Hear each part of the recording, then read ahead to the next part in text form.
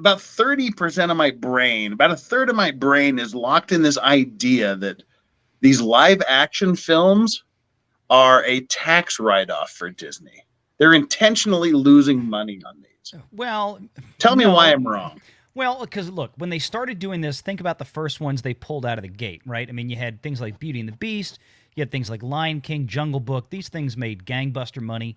This was Sure. in a different era of distribution for Disney when they still respected a traditional theatrical window, which, funny enough, Disney is seemingly trying to get back towards as they realize their model and not their model but the streaming model just does not work from a financial standpoint over the long term. You cannot replace traditional theatrical windowing and still get the same type of revenues. That's number one.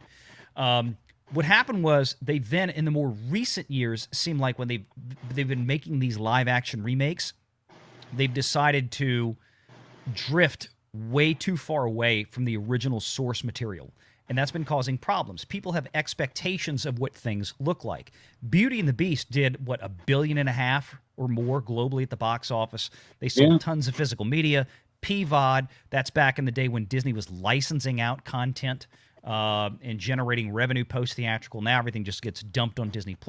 They have a global footprint, so they're not even able to license the content out to third parties for actual cash operating income like I've said earlier, like Paramount and Peacock do, because Paramount and Peacock largely don't exist outside of the United States for those streaming services, so they still have to. Think about like Fast and the Furious. Did it do gangbusters at the box office for a film of that production scale? No. Did it do admirably? Yes, like the most recent Fast and the Furious. But the thing is that where do they make most of their money? Asia Pacific Rim. Where does Peacock really not exist? Asia. Asia. I mean, so they also have the deal at Universal where if it's a live action film, it's licensed out to Amazon Prime. If it's animated like DreamWorks or Skydance Animation or Illumination Illumination and DreamWorks, excuse me, it goes to Netflix. So they get billions of dollars for those contracts they have with those other two companies to put that footprint out across the globe because Amazon and Netflix do have a much bigger global footprint. Disney, everything is consumed in-house. The more recent ones like Mulan was terrible. They stripped out all the music. They stripped out all the heart and soul. It was, frankly, a boring, empty shell of what the first Mulan film in the 90s were because, I mean, that was a great movie with a great story, great characters. It was well done. The new one, it wasn't. They've now tried to do this with Little Mermaid. They took what is arguably the most iconic Disney princess up until, at least in the modern era, when Howard Shore and Alan Menken came in and started really reinvigorating the Disney animated line with the music and everything else, and they decided, well, that wasn't good enough. Now we have to, number one, we have to change Ariel, and then number two, we have to add 45 minutes to this film with extra music from Lin-Manuel Miranda that nobody asked for, and by and large, it was a flop compared to things like Beauty and the Beast and The Lion King. But see, that's why I kind of think it's got to be a tax write-off. It's like they get to check the woke box, plus they get a tax write-off for their losses. Maybe I'm just being too conspiratorial. Well, they didn't throw those movies out. Yeah, they didn't throw the movie out. They didn't throw out Little Mermaid. They're not. They did all the advertising and No, I mean they can't really write off the movie, but they could. There is accounting ways that they can write off the losses. I mean, there's a reason Mel Brooks is the producers is very funny, but also kind of factual. Like if you get a bunch of people to invest with a guaranteed return and you make it a flop, you get to keep all that money because you quote unquote spent it already, and you can reallocate to other things. So yeah, there is always that type of possibility, but I do not believe that is the intention of Disney. I think Disney is so much I agree. So much a part of the Kool-Aid that literally I'm looking at my watch wondering, okay, once this writers and actor strike is done, how long is it going to be before they do a live action Pocahontas? And what is that going to look like? Yeah. Another movie that had some incredibly iconic music. Are they going to make it look like the original, or are they going to go Mulan with it? I mean, what are they going to change that's going to strip it down to its bare parts and just make another DEI insertion piece? I don't know.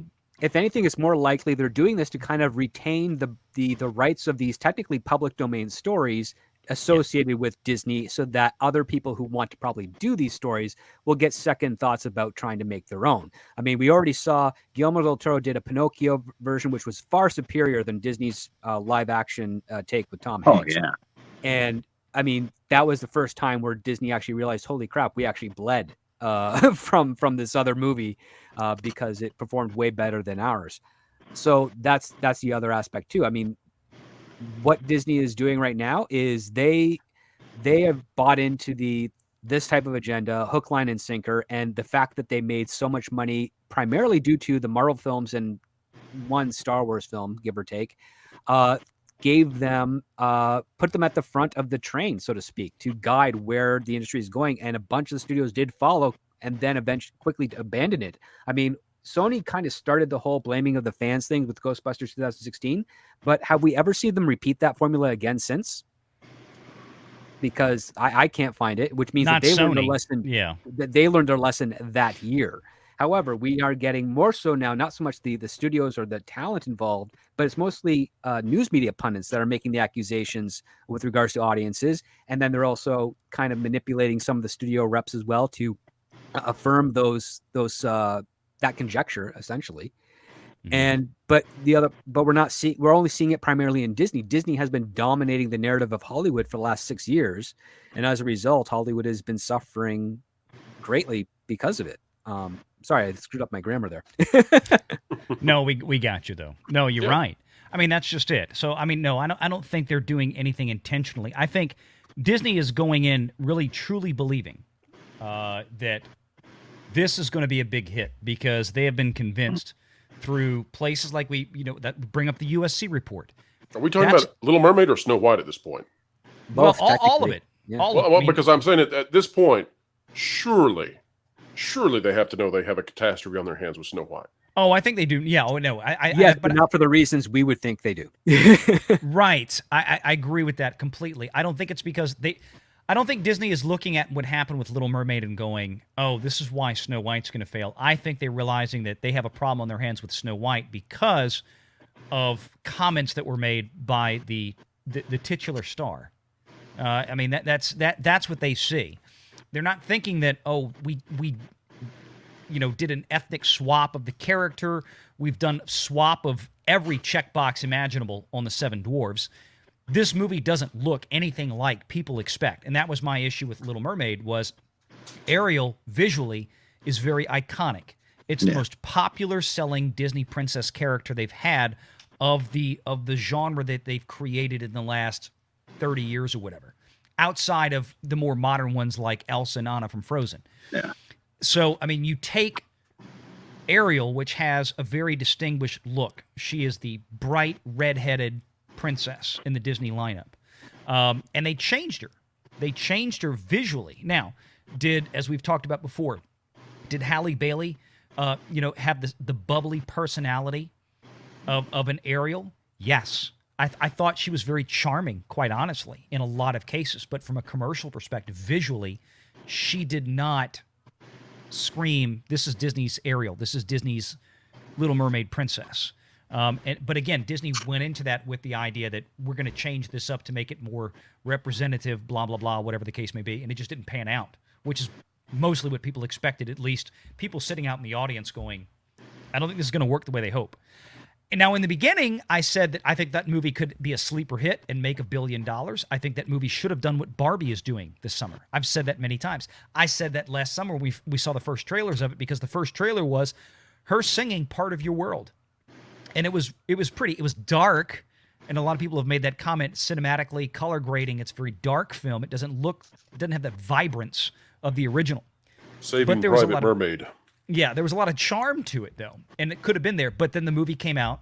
They added 45 minutes to it. They added all this other music to it that was largely unnecessary and terrible. They changed the story, just like they're doing with this. Prince Eric wasn't the hero in Little Mermaid. In Snow White, it's not about true love. It's not about him being the hero. He's a stalker. Yeah, he's a stalker now. I mean, that's been more authentic to the original Grimm Tale, though. Well, I mean, this is true, but again, we're talking about Disney not doing the Grimm Tale. We're talking about Disney doing Disney's version that was famous. Absolutely. That's the commercial problem. people expect one thing, and when you hand them something, when you subvert their expectations, okay, They Ryan Johnson, this is subvert what your Which revenue is not even a streams. grammatically correct sentence. Yeah, like, Yeah. subvert is to demoralize, to undermine. It's Yeah. like you don't do that with you're just betraying. Yep. Renegade.